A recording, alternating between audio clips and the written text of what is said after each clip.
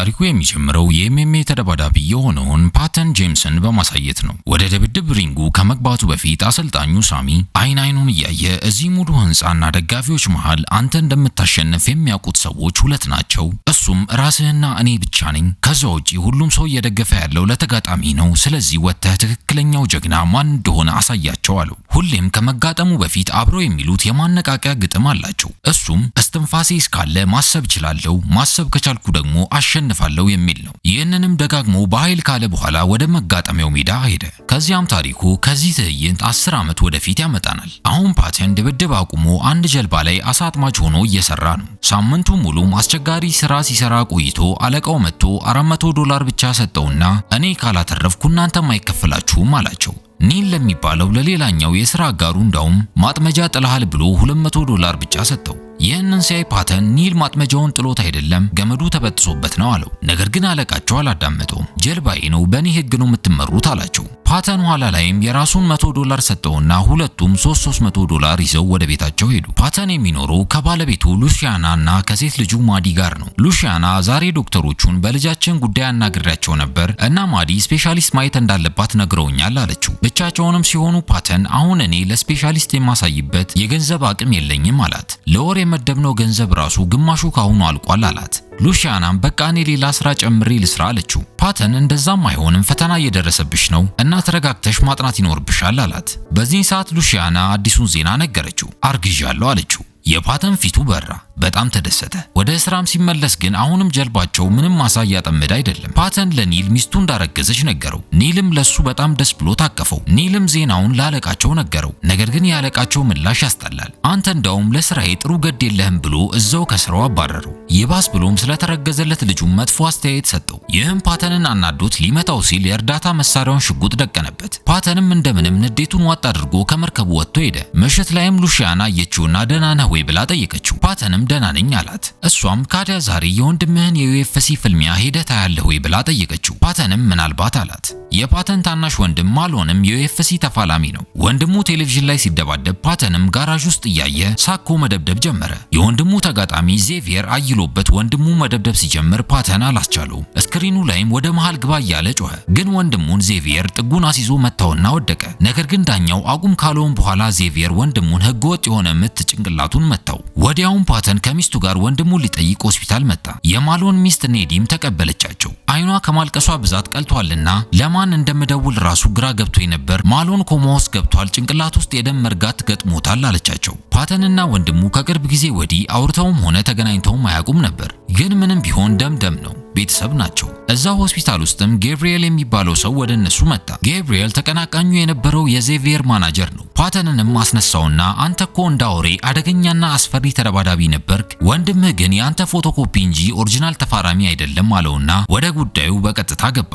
$75,000 ውልም አቀረበለት። ወንድምህን የዘረረውን ዜቪየርን ግጠመውና 11 ሚሊዮን ብር ተሸለም አለው። እናም አንተ የዓለማችን ምርጡ የኤምኤምኤ ተፋላሚ እንደነበርክ አትርሳ፣ አሳ አጥማጅነት ለአንተ የሚመጥን ስራ አይደለም አለው። እውነታው ፓተን ዜቪየርን ከዚህ በፊት በ6 ሰከንድ ብቻ ዘርሮት ነበር። እናም ሁለቱ ደግሞ ቢፋለሙ ብዙ ተመልካቾችን ይስባል። ጌብሪኤል የሽልማቱን መጠን እየጨመረው መጣ። ዜቪየር በ6 ሰከንድ የተዘረረበትን ሽንፈቱን መበቀል ይፈልጋል። ከፓተን የሚጠበቀው ሪንግ ውስጥ ገብቶ ቢሸነፍም ገንዘቡን መሰብሰብ ብቻ ነው። ነገር ግን ፓተን ሳይስማማ ዞሮ ሲሄድ ገብርኤል ሽልማታቸውን ወደ $100,000 ከፍ አደረገው። በተጨማሪም ታናሽ ወንድምህ በዕዳ ተይዟል፣ መክፈል ያሉበት ዕዳዎች አሉ አለው። ፓተንም የወንድሙ ሚስት ጋር መጥቶ ስለ ዕዳው ጠየቃት። እሷም ወንድምህ ቤሪ ዶን ከሚባል ሰውዬ $50,000 ዕዳ አለበት አለችው። ውድድሩን አሸንፎ ቢሆን ኖሮ ዕዳውን ይከፍል ነበር፣ ግን አሁን እንደምታየው ኮማ ውስጥ ነው አለችው። የተበደረውም ከተማ ውስጥ በጣም ጨካኝ ከሚባል አራጣ በዳሪ ነው። ወደ ቤት እየሄዱም ፓተን ለሚስቱ ማናጀሩ ስላቀረበለት ውል ነገራት። ሉሲያናም ምን መለስክለት አለችው። ፓተንም እምቢ አልኩት አላት። ከዚያም እሷ ትክክለኛውን ጥያቄ ጠየቀችው። ልትፋለመው ትፈልጋለህ ወይ አለችው። እሱም ዝም አለ። መልሱም ስለገባት ሉሲያና አንተም እንደ ወንድምህ ኮማ ውስጥ ከገባህ ለሴት ልጅህ ምንድነው የምነግራት አለችው። በዚህን ሰዓት ዜቪየር ኢንተርቪው ሊያደርግ ፖድካስት ላይ ቀረበ። ማሎን ላይ መጨረሻ ላይ ያሳረፍኩበት ቡጢ ህጋዊ ነው አልጸጸትም አለ። ጠያቂውም ስለ ፓተን ጠየቀው። ዜቪየርም ፓተን የዛሬ 11 ዓመት ያሸነፈኝ የመጀመሪያዬም የመጨረሻዬም ሽንፈቴ ነው፣ ግን ከሱ ጋር ነገ እንኳን ብጋጠም በ2 ሰከንድ ዘርረዋለሁ ብሎ ተናገረ። ፓተን በማግስቱ ጌብሪኤል ጋር መጣና የሚስማማበትን ህጎቹን ነገረው። ፍልሚያውን እፋለማለሁ፣ ነገር ግን የምፈልገው $150,000 ነው። ግማሹንም አሁን ትሰጠኛለህ፣ የቀረውን ደግሞ ከፍልሚያው በኋላ ትሰጠኛለህ አለው። ገብርኤልም ጭንቅላቱን ነቀነቀና ተስማማ። የሁሉንም ወረቀት እንዲፈርምበት ሰጠው። እናም አንተ ካቆምክበት 10 ዓመት በኋላ የፍልሚያው ዓለም ብዙ ነገር ተቀይሯል ብሎ አስጠነቀቀው። ፓተንም የምንለማመድበት የ6 ወር ጊዜ ስጠኝ አለው። ነገር ግን ገብርኤል 7 ሳምንት ብቻ ሰጥቻለሁ አለው። ፓተንም በቀጥታ የሳሚ ጂም መጣ። ጂሙ ተቀይሯል። የሳሚ ልጅ ሮዝ ብቻ ነች ቦታው የምትቆጣጠረው። ሮዝም ፓተንን ስታየው በጣም ተገረመች። እሱም አንቺ መፋለም ጀምረሽ ነው ወይ ብሎ ጠየቃት። እሷም ነበር ግን ጉልበቴን ተጎድቼ አቁሜያለሁ አለችው። ሳሚ ሴት ነው ብሎ ጠየቃት። ሮዝም ጭንቅላቷን ነቀነቀችና እሱ ግን ላይ የሚፈልግ አይመስለኝም አለችው። ፓተንም ወደ ገደለው ገባና አሰልጣኝ ፈልጋለሁ አላት። ከ7 ሳምንታት በኋላ ፍልሚ ያለብኝ ዜቪየርን ነው የምገጥመው አላት። ሮዝም ምንም ሳታንገራግር እኔ ያሰለጥንሃለሁ፣ አባቴ የሚያውቀውን ያህል እኔም አውቃለሁ አለችው። በዚህ ሰዓትም ሳሚ መጣ። ሮዝም ፓተን እኛ ጋር ሊሰለጥን ነው የመጣው አለችው። ሳሚ ፊቱ ተቀያየረ። ከዚህ ጥፋ አለው። ከጂሙም ወጥቶ ፓተን አራጣ አበዳሪው ቤሪ ዶን ጋር መጣ። ማሎን ከሱ የተበደረውንም ገንዘብ ሰጠው። ቤሪ ሁሌም ቢሆን ለፓተን ክብር አለው። በማግስቱ ከሌሊቱ 10 ሰዓት ፓተን ተነስቶ ከቤቱ ወጣ። ደረጃውንም እየወረደ ኒልን አገኘው። ኒልም የአሳ ማጥመዱን ስራ ለቋል። ፓተንም ወደ ፍልሚያው ዓለም እኔም ተመልሻለሁ አለው። ኒል ግን ድብድብ የሚባል ነገር አይወድም። ፓተንም ጥሎት እየሄደ ሐሳብ መጣለትና አብሮኝ ግን የሚሰለጥን ሰው ፈልጋለሁ፣ የተወሰነ ገንዘብም እከፍልሃለሁ አለው። ኒልም በዚህ ተስማማ። ነገር ግን ሮዝ ሐሳቡ አልተመቻትም። መመታት የማይፈልግ የጂም አጋር ምን ይሰራልሃል አለችው። ፓተንም ቀለል አድርጎ ክብደቱ 300 ፓውንድ ነው፣ አብሮኝ ቢሰራ መጥፎ ሐሳብ አይደለም አላት። የፓተን ልምምድ ጀመረ። ነገር ግን በደንብ ራሱ እየተደባደበ አይደለም። ቴክኒኮቹ ጠፍተውበታል። ገና ጀማሪ ተፋላሚዎች ራሱ በቀላሉ እየጣሉት ነው። በቀላሉም በፍጥነት ተስፋ እየቆረጠ ይሸነፋል። ሳሚም ከሪንጉ ውጪ ሆኖ አየውና ጠርቶ እዚህ ጂም ውስጥ መስራት አትችልም አለው። ነገር ግን ሮዝ ጣልቃ ገባችና አሁን እኔ ነኝ ጂሙን መመራው፣ ይሰራል አለችው። ፓተንም እኔ ድሮ የምታውቀኝ ፓተን ነኝ አለው። ነገር ግን ሳሚ ሪንግ ውስጥ በዚህ አቋመ 30 ሰከንድ አቆይም አለው። ፓተንም መቆየትም አልፈልግም፣ ሪንግ ውስጥ ብቻ ገብቼ ተሸንፌም ቢሆን እንዲከፈለኝ ነው የምፈልገው አለው። ሳሚም ካዲያ የልጄ የሮዝን ጊዜ እያቃጠልክ ነው አለው። የሳሚ ቢሮ ውስጥ ግን አሁንም የሳሚና የሱ ፎቶ እንደተሰቀለ ነው። በቀጣዩ ቀን ፓተን እየተለማመደ ወንድሙ ማሎን ጂም ውስጥ መጣ። ከኮማው አስወጥተውት ከሆስፒታል እንደወጣ ነው የመጣው። ነገር ግን ፓተን ከዜቪየር ጋር ሊፋለም እንደሆነ ስለሰማ በጣም ተናዷል። እኔ ነበርኩ ደግሜ መፋለም የነበረብኝ፣ የኔ ፍልሚያ ነው አለው። ፓተንም ሰውነትህ ደክሟል፣ የምታገግምበት ጊዜ ያስፈልግሃል አለው። ማሎን ይህን መስማት አይፈልግም። ለ5 ዓመታት ሙሉ ጠፍተህ አሁን መተህ ዕዳዬን ሁላ ከፈልክ፣ አሁን እንደ ታላቅ ወንድሜ ሊሰራራህ ነው አለው። ፓተንም ተረጋግቶ አመሰገንከኝም አላመሰገንከኝም ይሄ ስላንተና ስለኔ አይደለም አለው። ይህንን ሲሰማ ማሎን ተናደደና ሁሌም ቢሆን ስለኔና ስላንተ ነው ብሎ ሰነዘረበት። ወንድማማቾቹ መደባደብ ጀመሩ። ጂም ውስጥ ያሉት ሙሉ ተሰብስበው አገላገሏቸው። ማሎንም እየወጣ ሳሚ መጥቶ አስቆመውና ለሰውነትህ እረፍት ስጠው አለው። ወደ ቤትም ስንመለስ ሉሺያና የሆነ ነገር እንዳለ እየጠረጠረች ነው። የፓተን ፊትም ላይ የእጅ ምልክት ስታይ አፋጠጠችው። ለመፋለም ተስማማህ አይደል አለችው። ፓተንም $150,000 እኮ ነው፣ ደግሞ ላንቺና ለልጃችን የሚያስፈልጋችሁን የማቅረብ ኃላፊነትም አለብኝ፣ ለዛ ነው የተስማማሁት አላት። ነገር ግን ሉሺያና ደግመህ እንደማትደባደብ ቃል ገብተህልኝ ነበር አለችውና ተናዳ ሄደች። አሁንም ቢሆን ግን የፓተን የድብድብ ቴክኒኩ እየተሻሻለ አይደለም።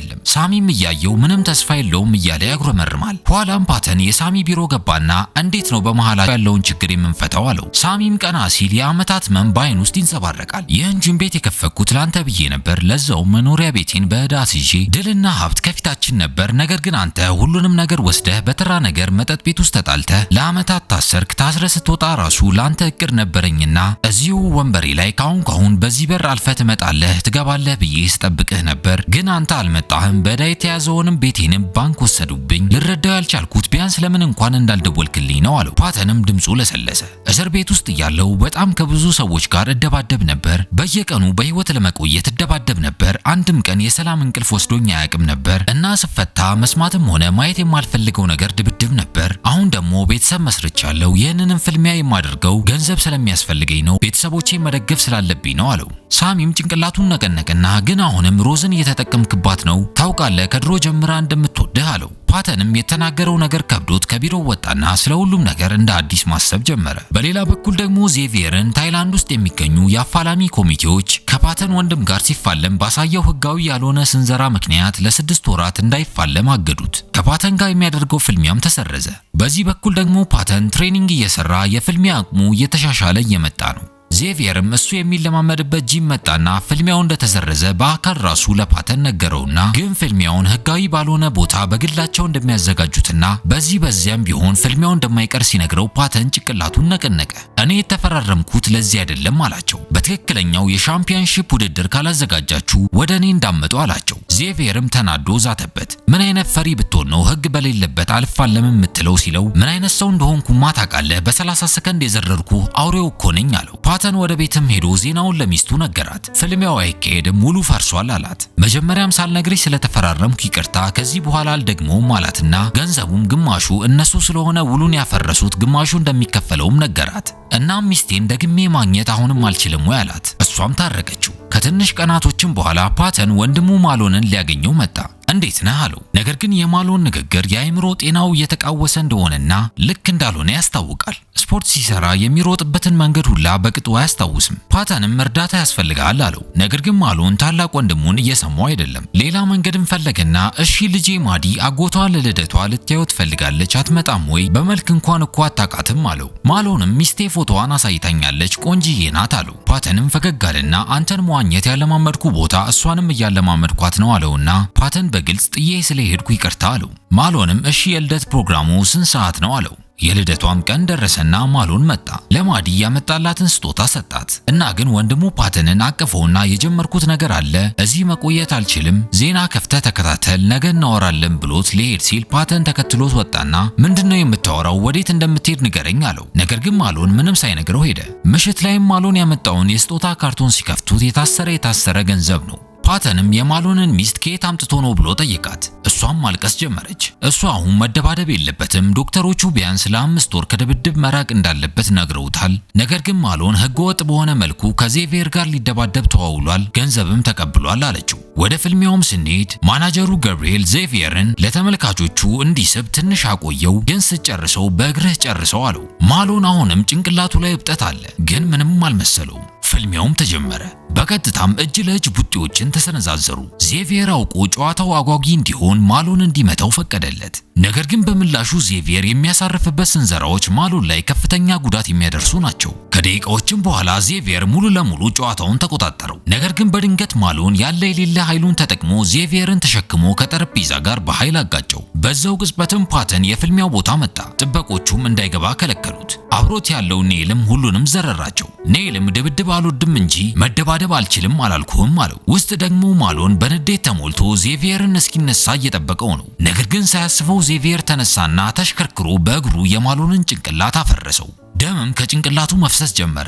ወንድሙ ፓተንም ተመልካቾችን ገፈታትሮ የወደቀው ታናሽ ወንድሙ ላይ ተጠመጠመ። ነገር ግን ረፍዷል። ወንድሙ ሞቷል። ፓተንም ደረቱ ላይ አድርጎት እየጮኸ አለቀሰ። የማሎን የቀብር ስነ ስርዓትም ተደረገ። የፍልሚያ ሻምፒዮንሺፕ ውስጥ ያለች አንድ አፋላሚም ወደ ፓተን መጣችና ፓተንን ስታወራው ሚስቱ ሉሲያና ከርቀት እያየቻቸው ነው። ዜቪየርም በመኪና ሆኖ ባጠገባቸው እያለፈ ፓተን ሲያዩ ደሙ መንተክተክ ጀመረ። ፓተን ከወንድሙ ሞት በኋላ ልክ መሆን አልቻለም። መጠጥ አብዝቶ መጠጣት ጀመረ። አንድ ቀንም ተኝቶ በህልሙ ወንድሙን አየው። በህልሙም ከወንድሙ ጋር አብረው ትሬኒንግ እየሰሩ ነበር ያየው። ከእንቅልፉ ሲነቃም ልክ ልቡን እንደተመታ ሰው ትንፋሽ እያጠረው በሲቃ ነው የነቃው። ሉሲያናም መቅፍ አረገችው። ሉሲያና በሌላም ቀን ቤቱን እያጸዳች ፓተን ተፈራርሞ የነበረውን የፍልሚያውን ውል ወድቆ አገኘችው። ዜና ላይም ዜቪየር ስላደረገው ህገወጥ ፍልሚያ ተጠየቀ። እሱም ሊፈጠር ስለሚችለው አደጋ ማሎን ያውቅ ነበር። መውቀስ ካለባችሁ መወቀስ ያለበት ወንድሙ ፓተን ነው አለና ወደ ካሜራው እያየ ለፓተን መልእክት አስተላለፈለት። በአንተ ቦታ ታናሽ ወንድምህን ከፊት አጋፈጥከው። እንደ ወንድ ልጅ ቆፍጠን ብለህ ያንን ፍልሚያ ብትቀበል ይሻልህ ነበር አለው። ከተወሰኑ ቀናቶችን በኋላ ሉሲያና ፓተንን አስቀመጠችውና እንዲህ ስትሆን ማየት አልችልም አለችው። ፓተን በወንድሙ ሞት ራሱን እየወቀሰ ነው። እኔ ነበርኩ እዛ ቦታ ላይ መደባደብ የነበረብኝ፣ ማሎን አልነበረም ይላል። ሉሲያናም አይኑን እያየች አዎ ያንተ ጥፋት ነው፣ ከዚህ ስሜት ውስጥ እንድትወጣ ያለው አንድ መንገድ መደባደብህ መሆኑን ብጠላውም ግን በቃ የፈለግከውን አድርግ፣ ሂድና ዜቪየርን ዘርረው፣ የወንድምህን ሞት ተበቀለው አለችው። ፓተንም በቀጥታ የሳሚ ጂም መጣ። ሳሚም ሮዝ ልክ እንዳባቷ ጥሩ አሰልጣኝ ነች፣ ሁሌም ጥሩ አሰልጣኝ እንደሚወጣ ታውቅ ነበር አለውና የድሮ ግጥማቸውን አስታወሰው። እስትንፋሴ እስካለ ማሰብ ይችላል አምናለሁ፣ ማሰብ ከቻልኩ ደግሞ አሸንፋለሁ። ከቀጣዩም ቀን ጀምሮ ፓተን በጣም ከባድ የሆነ ልምምድ ማድረግ ጀመረ። አሁን በቶሎ ወደ አቋሙ ለመመለስ ትልቅ ምክንያት አለው። ለወንድሙ መበቀል ይፈልጋል። ለልምምድ ራሱ ብዙ ተፋላሚዎችን እየዘረረ ጣላቸው። ልክ መንፈስ እንደተጠናወተው ሰው ነው እየተለማመደ ያለው። ፍልሚያው የሚካሄደው ታይላንድ ውስጥ ነው። የፍልሚያውም ስም ዜቪየር አንድ ያለውን ሽንፈቱን የሚበቀልበት ፓተንም የወንድሙን ገዳይ የሚበቀልበት ፋይት የሚል ነው። ቤትም ሉሲያና ፍልሚያውን በቲቪ ልታይ ተቀመጠች። ሳሚም ጂም ቤት ውስጥ ላይ ተቀመጠ። ፓተን ምንም የፍልሚያ ሽንፈት ታሪክ የሌለው ተፋላሚ ነው። 11 ያሸንፏል፣ ምንም አልተሸነፈም። ዳኛው ጓንታቸውን እንዲያነካኩ ነገራቸው፣ ግን ማናቸውም አላነካኩም። ፍልሚያውም ተጀመረ። በቀጥታ የእጅ ለእጅ የቡጢ ልውውጦችን ማድረግ ጀመሩ። ዜቪየር ፓተንን ጥጉን ይዞ አየለበት፣ አነቀው፣ በቡጢ ደጋግሞ መታው። ፓተንም ከጥጉ እንደምንም ብሎ አመለጠ። ፓተን ጨዋታውን ቀየረው። ዜቪየር ላይ አየለበትና ቁልፍልፍ አድርጎ ያዘው። ነገር ግን ዜቪየርም እንደምንም አመለጠው። በጣም ኃይለኛ የሚባል ምቶችን ተለዋወጡ። ፍልሚያው በጣም ፉክክር የበዛበት ነው። ፓተን ጥጉን አስይዞት በቦክስ ሰነዘረበት፣ ግን እንደምንም የመጀመሪያው ዙር አልቆ ተነፋና ተለያዩ። ሁለተኛው ዙር ሲጀመር ዜቪየርን ፓተን አልቻለውም። አጋድሞት በጣም ደበደበው። ፓተንም እንደምንም ተነስቶ በእግሩ ቆመ። በድጋሚም እየተመታቱ ዜቪየር በድንገት ፓተን ላይ ተንጠለጠለበትና ቁልፍ አድርጎ ይዞት ወረደ። ፓተን መውጫ አጣ።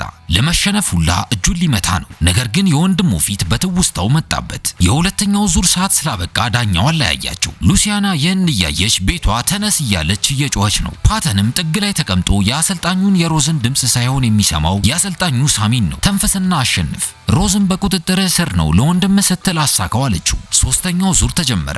ዜቪየር አሁን ደግሞ በእግሩና በጉልበቱ ወጣበት። ፓተንን መሬት ላይ ማስተኝቶ ቡጢዎችን አዘነበበት።